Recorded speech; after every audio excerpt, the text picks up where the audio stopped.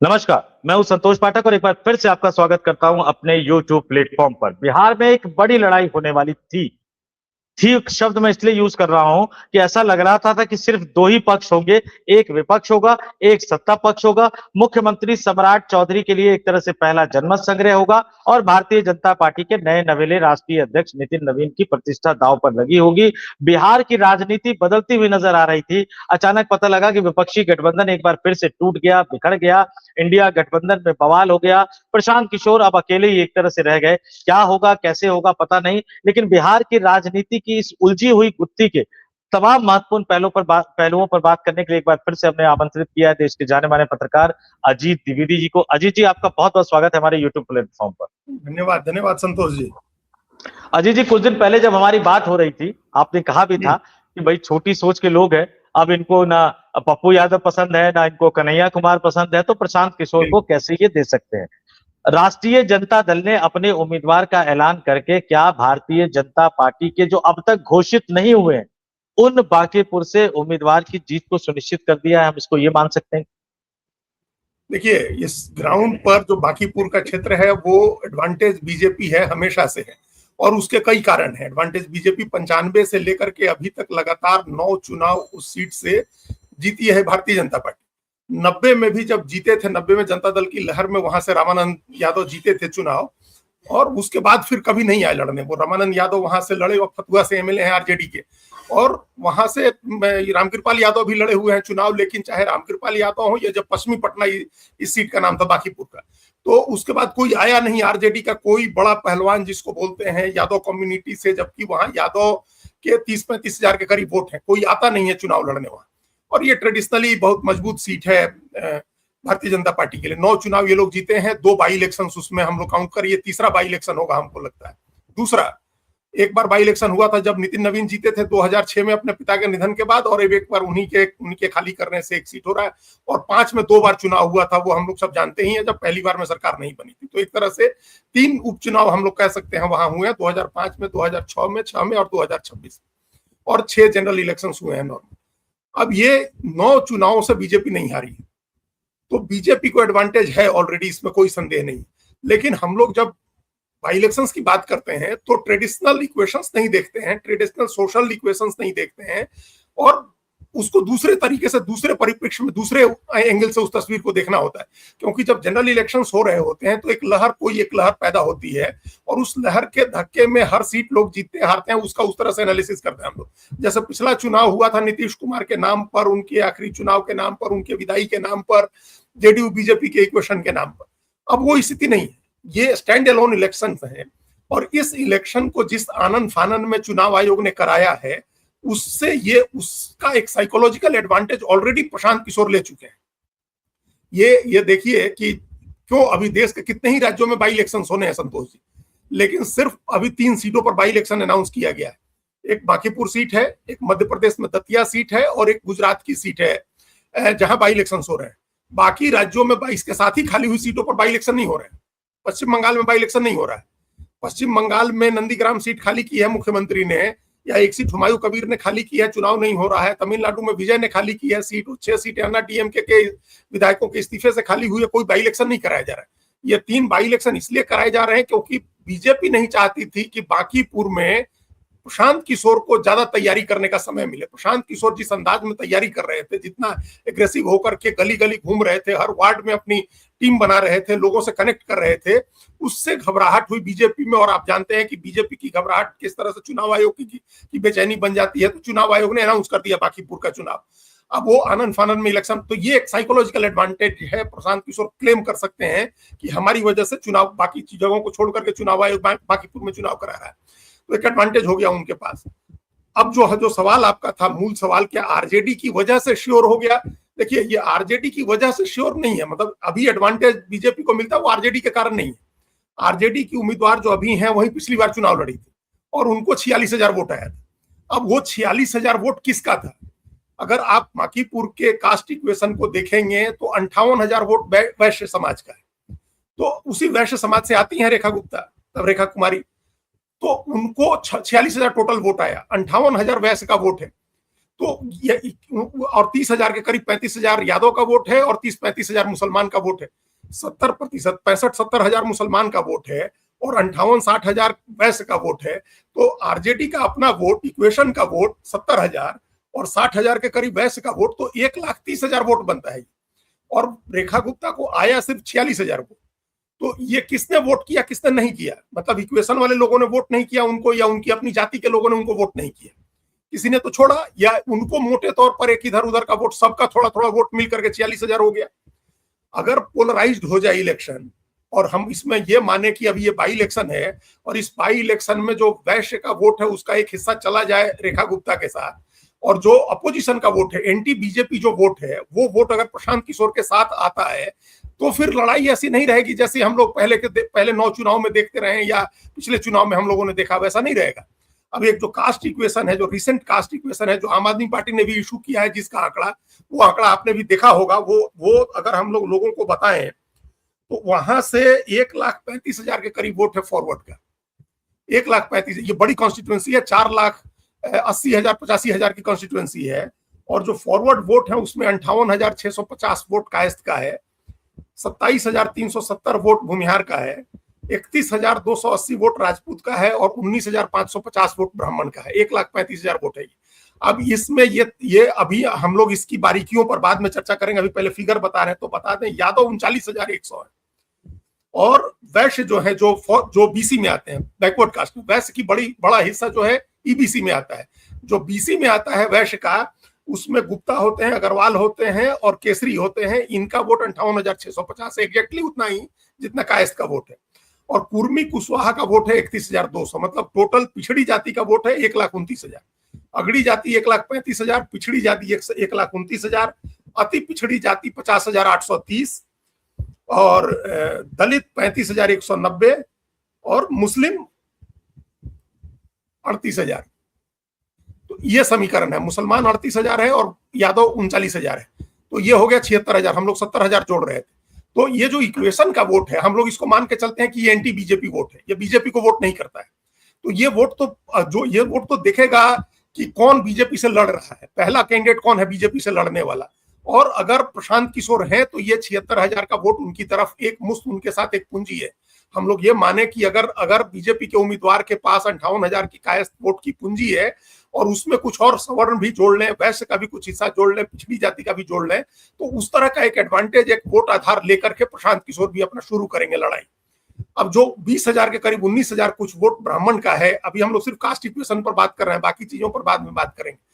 वो इस बार अभी भरत तिवारी की जो हत्या हुई है, एक्स्ट्रा जुडिशियल किलिंग हुई है, उससे नाराज है। वो बीजेपी के खिलाफ, हो सकता है कि लॉन्ग टर्म में नाराजगी नहीं रहे, जब आम इलेक्शन हो, जनरल इलेक्शन हो, तब वो नाराजगी नहीं रहे, लेकिन एकदम तात्कालिक मामला है और इस समय नाराजगी उनकी चरम पर है। तो हम लोग मान के चल रहे हैं, और प्रशांत किशोर को भी ये बात समझ में आई है कि पहले उनको किसी न किसी जाति का नेता बनना होगा, उसके बाद उनके साथ दूसरे लोग जुड़ेंगे।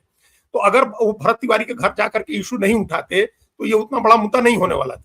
तो ब्राह्मण का वोट हम लोग मान रहे हैं एक बड़ा हिस्सा जुड़ेगा उनके साथ। अब बीजेपी के प्रति लॉयल्टी के बावजूद प्रशांत किशोर के साथ जुड़ेगा, क्योंकि उन्होंने बिलौटी का कांड उठाया, वहां गए, भरत तिवारी की हत्या से ब्राह्मण नाराज है। जहानाबाद की जिस लड़की के साथ जो दुष्कर्म की घटना और उसकी जो घटना जहानाबाद पटना के हॉस्टल में हुई थी, वो मुद्दा भी प्रशांत किशोर ने उठाया था। तो वो जो पटना के आसपास के जो दूसरे लोग हैं, सवर्ण, खासतौर से ब्राह्मण, भूमिहार, राजपूत, उनके प्रति एक सद्भाव रखते हैं कि चाहे किसी भी जाति का मुद्दा हो, प्रशांत किशोर मुद्दा उठाते हैं। तो ओवरऑल सवर्ण में कायस्थ छोड़ करके जो बाकी वोट है, 1,35,000 में से 58,000 आप निकाल दीजिए, उस 58,000 के बाद जो वोट बचता है वो भी बड़ा वोट है, 77,000 के करीब वोट है, 75-77,000 वोट, उसमें का एक हिस्सा प्रशांत किशोर को मदद कर सकता है। तो अब आप कैसे, हम इस समय ये कहने की स्थिति में नहीं है कि बीजेपी चुनाव जीत रही है या आरजेडी ने ऐसा कर दिया कि बीजेपी जीत ही जाएगी, प्रशांत किशोर हार जाएंगे, ये हम अभी कहने की स्थिति में नहीं है। जो कास्ट इक्वेशन है, जिस तरह के हालात हैं और जिस तरह से उपचुनाव में लोग रिएक्ट करते हैं, लोगों की प्रतिक्रिया होती है, जिस तरह का वोटिंग बिहेवियर होता है, उसके आधार पर हम नहीं कह सकते हैं कि पिछला 9 चुनाव का जो रिजल्ट रहा है वही दोहराया जाए। प्रशांत किशोर इसमें ये बात अभी पक्के तौर पर कह सकते हैं कि लड़ाई बीजेपी के कैंडिडेट से प्रशांत किशोर की होगी, उसमें आरजेडी नहीं है। नहीं, एक बात आपने बिल्कुल सही कही है जीत जी, लेकिन 1995 से बीजेपी हारी नहीं है। तो नहीं है। 1995 से लेकर 2026 तक अगर हम देख ले तो लालू यादव भी रहे, राबड़ी देवी भी रही, तेजस्वी यादव भी रहे, और जिनको उन्होंने उम्मीदवार बनाया है इस बार फिर से रेखा गुप्ता को टिकट दिया है, वो पिछली बार जो हारी थी वो 51,936 वोटों से हारी थी। बिल्कुल। विधानसभा में ये 51,000 का हार जो है वो हार नहीं, उसको महाहार कह जाते हैं। या लालू यादव की भाषा में कहूं तो वो महारैली, महारैला, तो इसका महाहार या महाहारा कह सकते हैं। अगर ये माहौल बन रहा था कि पूरा अपोजिशन एकजुट होता और शायद बीजेपी को हराने की कोशिश करता, क्यों नहीं तेजस्वी यादव इसमें साथ नहीं आ पाए? और कांग्रेस पार्टी के नेता जो वहां के प्रवक्ता हैं असित नाथ तिवारी, वो कह रहे हैं कि तो हमारी सीट है। असित नाथ तिवारी पत्रकार रह चुके हैं, मैं समाचार प्लस में था तो हमारे यहाँ वो एंकर थे, बहुत पुराने अभिन्न मित्र है, वो कांग्रेस की सीट बता रहे हैं इसको। तो कांग्रेस अपना दावा कर रही है, यहां तक खबर आई कि भैया राहुल गांधी की कोई बातचीत हुई और कांग्रेस ने कहा कि ठीक है, हमें हमारे कोटे की सीट है, आप लड़ जाइए, हम पूरा अपोजिशन आपको सपोर्ट करेंगे। फिर तेजस्वी यादव जो विदेश की धरती पर रहते हैं वो उम्मीदवार घोषित कर देते हैं। तो राहुल गांधी और तेजस्वी में फिर कोई ट्यूनिंग नहीं जम पा रही। और तेजस्वी यादव जब हारना ही है तो एक बार रिस्क क्यों नहीं लिया? क्यों नहीं उन्होंने बीजेपी को हराने के लिए कहा कि नहीं चलिए हम इस बार एक संयुक्त उम्मीदवार देते हैं, अपना उम्मीदवार नहीं खड़ा करेंगे? कहाँ चूक रह गई राहुल गांधी तेजस्वी यादव के दोनों के समन्वय में और तेजस्वी यादव की समझ? देखिए, ये तेजस्वी यादव, हम लोग पहले जो आपने शुरू में ही कहा कि ये लोग बहुत इनसिक्योर फील करते हैं किसी भी नई चीज से। अगर कोई नई राजनीति हो रही है तो उनको लगता है यार बड़ा, ऐसा नहीं है कि बहुत बारीक कोई थ्रेड है। जेडीयू आरजेडी बड़ी पार्टी है, बहुत अच्छा उसका बड़ा वोट आधार है। उसको ये तेजस्वी यादव एक लीडर के तौर पर इमर्ज हो चुके हैं, 3 बार अपोजिशन के लीडर रहे, 2 बार उप मुख्यमंत्री रहे। सब चीजों के बावजूद वो आशंकित रहते हैं नए नेताओं से, नए चेहरों से, नई राजनीति से। तो वो इसलिए उनको लगा कि प्रशांत किशोर अपोजिशन का चेहरा अगर बन जाएंगे तो फिर हमारी जमीन खत्म होगी। बीजेपी जेडीयू तो अभी साथ में है, ये उनको एक खतरा दिख रहा था हमेशा। और ये काफी हद तक सही है ज्ञानेश्वर जी, उनकी चिंता कि अगर सब अपोजिशन सपोर्ट करे और अपोजिशन के सपोर्ट से प्रशांत किशोर चुनाव जीत करके असेंबली में चले जाते हैं, तब तो फिर बाकी किसी का कोई मतलब नहीं जाएगा, रह जाएगा। वो वन मैन अपोजिशन होंगे। और वन मैन अपोजिशन, उनको वो जितने लॉजिकल बातें करते हैं, जिस तरह से वो चीजों को प्रेजेंट करते हैं, और उनको खाली एक पैर रखने की अभी जगह चाहिए बिहार की राजनीति में। अगर एक बार वो रख लिया उन्होंने, फिर वो एक फोर्स होंगे, बल्कि फोर्स मल्टीप्लायर है प्रशांत किशोर, तो वो फोर्स मल्टीप्लाई होता जाएगा अगर एक बार वो चुनाव जीत जाते हैं तो एक तो प्रशांत, इनको तेजस्वी यादव को लगा कि हारे तो हारे, अपने से क्यों हम अपोजिशन की जमीन गंवाएं, अपने से नहीं गंवाना चाहिए है। एक तो उनको ये लगा होगा। कांग्रेस के साथ उनकी बातचीत अभी नहीं हो रही है। कांग्रेस के लोग, कांग्रेस आरजेडी में तनातनी है, क्योंकि जब आरजेडी के अमरेंद्रधारी सिंह राज्यसभा का चुनाव लड़े तो कांग्रेस के 3 लोगों ने गैरहाजिर होकर के उनको चुनाव हरवा दिया। और जब झारखंड में कांग्रेस के प्रणब झा चुनाव लड़े तो आरजेडी के लोगों ने उनके खिलाफ वोट करके उनको हरवा दिया। तो ये, और विधानसभा चुनाव के समय जो बदमजगी हुई थी, 9-10 सीटों पर फ्रेंडली फाइट हुई थी, आरजेडी ने खराब सीटें दे करके कांग्रेस को निपटा दिया था, सब एक दूसरे को निपटा रहे थे उस समय। तो अब उसके बाद अभी कोई उनके बीच में ट्यूनिंग ठीक होने की कोई गुंजाइश हमको नहीं दिख रही है। अभी दोनों तरफ नाराजगी है, किसी ने बात नहीं की किसी से कि सपोर्ट करना चाहिए, साझा उम्मीदवार ले आना चाहिए। कांग्रेस का क्लेम इस वजह से है कि लव सिन्हा पिछली बार 2020 में चुनाव लड़े थे, शत्रुघ्न सिन्हा के बेटे कांग्रेस के टिकट से चुनाव लड़े थे, और उनको भी वही कुछ 44-45 हजार के करीब वोट आया होगा, जितना अभी रेखा कुमारी को आया था। तो इस ग्राउंड पर कांग्रेस क्लेम कर रही है। आप ये समझ लीजिए, इसी से गंभीरता समझ लीजिए दोनों पार्टियों की, कि एक बार कांग्रेस के लव सिन्हा लड़ गए, फिर एक बार रेखा कुमारी लड़ गए। मतलब कोई लड़ जा चुकी, सबको मान के चलते थे लोग कि चुनाव नहीं जीत सकते हैं, बांकीपुर नहीं जीता जा सकता है। तो ये सीरियसनेस नहीं है कांग्रेस आरजेडी में, इसलिए भी उनकी बात हम कम इसलिए कर रहे हैं, कोई सीरियसनेस नहीं है। और जो आपने कहा ना कि लालू यादव थे या नीतीश कुमार का भी जब राज रहा, नीतीश कुमार लालू यादव भी साथ में लड़े, तो अभी बीजेपी बांकीपुर नहीं हारती है। तो उसका कारण यही था, जो वोट देखे, जब तक लालू यादव से लड़ना था बीजेपी को, तब तक तो 1,35,000 अगड़ी जाति का वोट कहीं नहीं जाता है। फिर आपको वो वैश्य का वोट है 58,000, वो कहीं नहीं जाता है। और कोयरी कुर्मी का समीकरण जो नीतीश कुमार बीजेपी के साथ बना हुआ था, वो वोट कहीं नहीं जाता है। फिर दलित का वोट कहीं नहीं जाता है, बड़ा हिस्सा दलित का। तो बीजेपी के हारने की कोई गुंजाइश नहीं रहती। अभी इस बार सारा समीकरण इसलिए बिगड़ा हुआ है क्योंकि अगड़ी जाति के अंदर कई चीजों को लेकर के नाराजगी है, जिसमें खासतौर से हम लोग बिलोटी का जिक्र कर सकते हैं, यूजीसी का जिक्र कर सकते हैं, महंगाई के मुद्दे को भी ले सकते हैं। लेकिन यूजीसी को लेकर के बीजेपी से जो नाराजगी हुई, और जो बिलोटी में भरत तिवारी की हत्या से जो नाराजगी हुई, वो एक फैक्टर है। दूसरा एक फैक्टर, जेडीयू बीजेपी के जो आपसी रिश्ते हैं वो कोई बहुत अच्छे नहीं है, और प्रशांत किशोर लगातार उस गैप को वाइड करते जा रहे हैं। वो लगातार दोनों के बीच में रिफ्ट पैदा करके उस रिफ्ट को बढ़ा रहे हैं। जैसे उन्होंने कहा कि बीजेपी के लोग अभी कह रहे हैं कि अपराध मुक्त बनाएंगे बिहार को, तो क्या इसका ये मतलब था कि नीतीश कुमार के समय अपराध युक्त था बिहार? ये कह के वो उसको, उस झगड़े को बढ़ाते हैं दोनों के बीच में। और भी कई चीजें वो कहते हैं, अभी सब दोहराने का की जरूरत नहीं है। तो वो रिफ्ट बढ़ रहा है, और रिफ्ट है भी। आप देखिए किस तरह से अभी आरा बक्सर का, आरा भोजपुर का जो एमएलसी का चुनाव हुआ था, जेडीयू के उम्मीदवार लड़े थे, सीटिंग एमएलए राधाचरण सेठ के बेटे कन्हैया प्रसाद चुनाव लड़े थे, और जेडीयू चुनाव हार गई। वो आरजेडी वहां से चुनाव जीत गई, इसलिए क्योंकि बीजेपी ने सपोर्ट नहीं किया वहां में आज जेडीयू को। तो ये नाराजगी जेडीयू में है। तो हो सकता है जेडीयू के लोग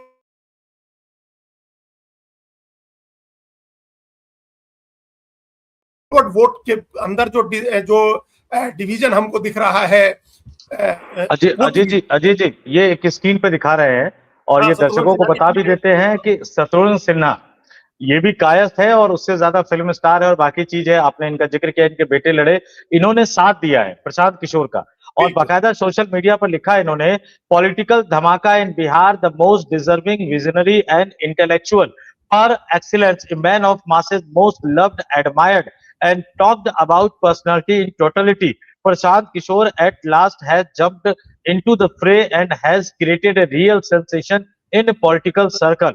और बाकायदा वो इनकी तारीफ करते हुए एक लंबा चौड़ा इन्होंने लिखा है, और पॉलिटिकल सर्कल, और आगे वो कह रहे हैं कि political circle and in public all over the country bye entering into the by election Patna Bihar, being a Bihari Babu, I find this news politically most interesting end of course explosive. Today, unity among all is the call of the day. Hope, wish, and pray. People in general, younger generation in particular, would, could, and should support him, cutting across caste, creed, and party affiliations. जय बिहार, जय हिंद।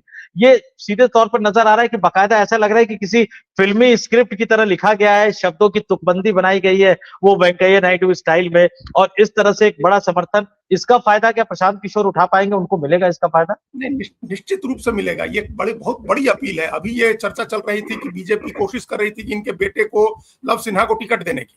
ये बात चल रही थी कि ये तृणमूल कांग्रेस छोड़ के अगर ये भी आ जाते हैं बीजेपी के साथ, तो अब ये तो चुनाव लड़ेंगे नहीं। वैसे भी ये इनकी पहले एक डिमांड रही है एक समय की पटना साहिब सीट दे दिया जाए, लेकिन अब ऐसी चर्चा है कि नितिन नवीन पटना साहिब सीट अगर लड़ेंगे, अगली बार लोकसभा का चुनाव होगा तो वो सीट तो नहीं था, लेकिन ये हुआ कि बांकीपुर से लव सिन्हा को टिकट मिल सकती है। तो अब उन्होंने उस आशंका को भी खारिज कर दिया और ये एक अपना समर्थन दे दिया, जो बहुत मैटर करेगा। शत्रुघ्न सिन्हा की बात कायस्थ लोगों के साथ साथ ओवरऑल बिहारी यंग जनरेशन में उन्होंने अलग से अपील भी की है युवाओं से। वो अपील उनका प्रशांत किशोर को ये बहुत फायदा देगा। एक मनोवैज्ञानिक बढ़त जिसकी हम बात कर रहे हैं लगातार, चुनाव की घोषणा आनंद फानन में बाकी राज्यों से अलग करके करना अपने आप में एक मनोवैज्ञानिक बढ़त देता है। प्रशांत किशोर पहले से तैयारी कर रहे थे, ये उनका एक एडवांटेज है। शत्रुघ्न सिन्हा का सपोर्ट करना भी एक मनोवैज्ञानिक बढ़त उनको देगा। बीजेपी के लोगों का, बीजेपी के सपोर्टर का मोरल डाउन होगा शत्रुघ्न सिन्हा के इस तरह से ओपन उनका समर्थन करने से। और ये जो बातें प्रशांत किशोर के बारे में उन्होंने कही हैं, ये एडवांटेज है प्रशांत किशोर का। ये दूसरे किसी के बारे में आप नहीं कर सकते। किसी भी उम्मीदवार, किसी को भी आप उम्मीदवार बनाएंगे, आप ये बात सकते हैं। अजय जी आपने बिल्कुल सही कहा कि शत्रुघ्न सिन्हा इतने शानदार शब्दों के साथ, कई बार हमें भी इंटरव्यू करने का मौका मिला, कभी किसी की इतने शानदार शब्दों के साथ तो अटल जी और मोदी जी की भी तारीफ आज तक उन्होंने नहीं की। बिल्कुल। एक बड़ा सवाल, जो पहले चुनाव हुआ वो नीतीश कुमार के नाम पे लड़ा गया, 10-10 हजार रुपए की अपनी एक अलग भूमिका थी।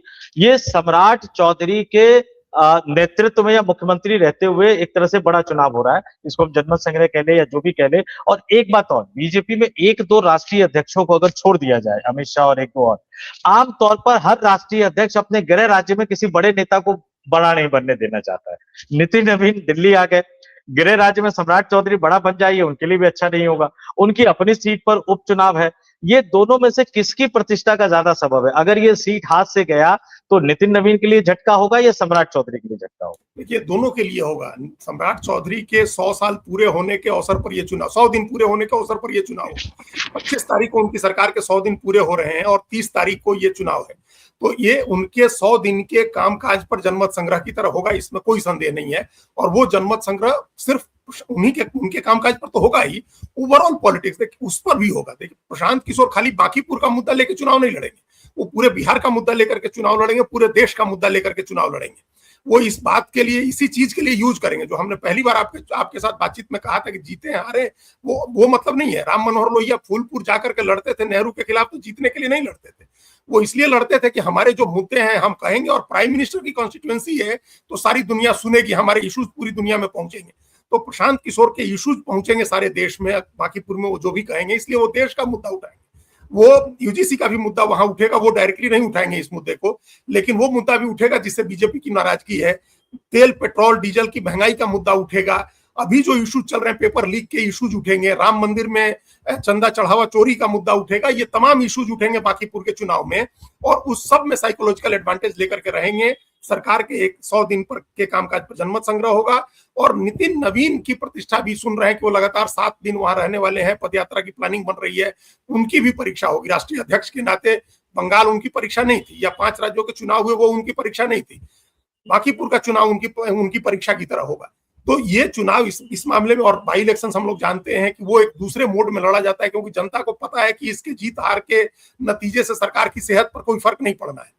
और दूसरा एक यहाँ बड़ा इंपॉर्टेंट फैक्टर है जो हम लोग पहले उस कैंडिडेट पर तो बात कर लिए कि अगर एक ये भी बात, आप इसको भी एक विचार करते चले हम लोग कि मान लीजिए रेखा गुप्ता अगर कुछ भी वैश्य का वोट काटेंगी तो वो बीजेपी का वोट होगा, उनको जितना वोट मिलेगा। और अगर तेजस्वी यादव नहीं आते हैं प्रचार करने, जैसा हमको लग रहा है, वो तो पता नहीं 20 तारीख तक शायद लौट के आए, जुलाई में जब मानसून सत्र शुरू होना उस समय, तो अगर उनका ज्यादा जोर नहीं लगाते हैं वहां, तो यादव और मुसलमान वोट के लिए मैसेज होगा। मुसलमान तो ऐसे खुल के बोल भी रहा है कि हम प्रशांत किशोर के साथ जाएंगे, तो मुस्लिम यादव का होगा कि आरजेडी के साथ जाए। वैश्य का वोट अगर रेखा गुप्ता काटती हैं तो ये थोड़ा बीजेपी को डैमेज होगा। महिला का वोट भी अगर वो काटती हैं तब वो प्रशांत किशोर या पता नहीं किसको नुकसान पहुंचाएगा। हालांकि विमेन कॉन्स्टिट्यूएंसी उस तरह से उनकी है नहीं रेखा गुप्ता की। बीजेपी किसको कैंडिडेट बनाती है ये एक फैक्टर है। नील रतन घोष के नाम की चर्चा है, अगर नील रतन घोष उम्मीदवार बनते हैं तो ये तय मानिए कि लड़ाई और ज्यादा मुश्किल हो जाएगी बीजेपी के लिए, क्योंकि उनकी वो भले कार्यकर्ता रहे, नीतीश कुमार इनके नितिन नवीन के या उनके पिता नवीन किशोर सिन्हा के करीबी रहे हैं, लेकिन वो कोई बड़ा राजनीतिक चेहरा नहीं है वहां। और ज्यादातर वर्कर्स जो बीजेपी के हैं उनके साथ कोई ऐसा उनका संबंध जुड़ाव नहीं है, खासतौर से वोटर्स के साथ, कि उनके लिए निकल के कोई वोट करे। उस समय बाई इलेक्शंस में वोटिंग परसेंटेज हमेशा कम हो जाता है। बाकी जो नाम थे कि आशीष सिन्हा होंगे जो कुम्हरार से, जिनकी जो अरुण सिन्हा के बेटे जिनकी टिकट काटी गई थी कुम्हरार में, आर.के. सिन्हा के बेटे ऋतुराज सिन्हा के नाम की चर्चा थी, और भी 1-2 कायस्थ उम्मीदवारों की चर्चा, वो अजय आलोक की चर्चा थी। अगर ऐसा कोई कैंडिडेट होता है तो फिर प्रशांत किशोर को वो वंशवाद का मुद्दा बनाने का भी मौका मिलेगा कि भाई देखिए अरुण सिन्हा का बेटा या आर.के. सिन्हा का बेटा या गोपाल बाबू का बेटा, ये इशू बन जाएगा वहां। तो बीजेपी को कैंडिडेट चुनने में भी बड़ी सावधानी बरतने की जरूरत है। और एक बात समझिए कि कैंडिडेट कोई भी आएगा, सबसे बड़ा कैंडिडेट अब वहां हो गए हैं प्रशांत किशोर, उनके नैरेटिव पर चुनाव होगा, ये अपने आप में एक बड़ा एडवांटेज होता है। इमेजिनेशन कैप्चर करने वाली बात होती है कि इमेजिनेशन कैप्चर किया हुआ है प्रशांत किशोर ने, तो उनको इस समय एडवांटेज में हम देख रहे हैं। साइकोलॉजिकली भी, न्यूमेरिकली भी अभी दिख रहा है कि थोड़ा पीछे है, क्योंकि कोयरी, कुर्मी और वैश्य और कायस्थ मिलाकर के बड़ा वोट होता है। लेकिन आप बारीकी से इस आंकड़े को देखिएगा तो आपको समझ में आएगा कि लड़ाई बराबरी की है और साइकोलॉजिकल एडवांटेज में है। वो चुनाव प्रबंधन करने का उनका जो तरीका है वो उनका एडवांटेज है। तो इसलिए अभी हम ये नहीं कह सकते हैं कि अब पहले जैसा ही चुनाव होगा और बीजेपी बहुत मजबूत स्थिति में है। बीजेपी को नाको चने चबाने पड़ेंगे वहां से चुनाव इस बार जीतने के लिए। बिल्कुल अजीत जी, बिल्कुल आपने सही कहा। और जिस तरह से बीजेपी की रणनीति रहती है पन्ना प्रमुख, तो शायद वहां पे एक एक बूथ के मतदाताओं की लिस्ट प्रशांत किशोर के पास होगी। और आपने बिल्कुल कहा साइकोलॉजिकल जीत तो हो ही गई है, क्योंकि जिस उपचुनाव को नितिन नवीन की सीट पर उपचुनाव माना जाना था, अब उसको इस नजरिए से देखा जाएगा कि वहां प्रशांत किशोर लड़ रहे हैं। तो एक बड़ी जीत, और जीत हार क्या होगा वो तो हम आने वाला दिन हम इंतजार करेंगे। वैसे भी बीजेपी में हारने वालों का जो लक होता है वो बड़ा दिलचस्प होता है। लोग भले ही इस बात को कहे, लेकिन हमारी आपकी चर्चा हुई थी कि सम्राट चौधरी की इतनी जल्दी विदाई होगी नहीं, क्योंकि उसी से सट्टा उत्तर प्रदेश का इलाका है। 17 में मुख्यमंत्री बनने के बाद योगी आदित्यनाथ ने इस्तीफा दिया। उनकी अपनी गोरखपुर सीट, जहां से मठ लगातार जीतता रहा था, वहां पर उपचुनाव हुआ और वो 2018 में शायद, मुझे अगर मैं ठीक ठाक मुझे याद है, तो वो हार गए थे, लेकिन वो बने हुए मुख्यमंत्री बने हुए थे। तो देखते हैं बिहार का ये नतीजा, और आगे भी हम अजीत जी के साथ जुड़ते रहेंगे। और ये, क्योंकि ये सीट सिर्फ एक विधानसभा सीट पर उपचुनाव नहीं है, बिहार की राजनीति, और प्रशांत किशोर के शब्दों में कहूं तो बिहार के जो पढ़े लिखे वर्ग है, पढ़े लिखे वर्ग की ये सीट मानी जाती है। और जहां मुख्यमंत्री की शिक्षा, विपक्ष के नेता की शिक्षा, कई बड़े दिग्गज नेताओं की शिक्षा, सब दुनिया के सबसे बड़े राष्ट्रीय पार्टी, दुनिया के सबसे बड़े राजनीतिक दल का दावा करने वाले भारतीय जनता पार्टी के राष्ट्रीय अध्यक्ष की शिक्षा, इन तमाम लोगों के जो शिक्षा के स्तर पर कई तरह के सवाल उठाए, वहां प्रशांत किशोर सबसे पढ़े लिखे इलाके में उपचुनाव लड़ रहे हैं, नितिन नवीन को चुनौती दे रहे हैं। अजीत जी हमारे साथ जुड़ने के लिए और इन तमाम जानकारियों से हमारे दर्शकों को रूबरू कराने के लिए आपका बहुत बहुत धन्यवाद और आभार। धन्यवाद, धन्यवाद संतोष जी।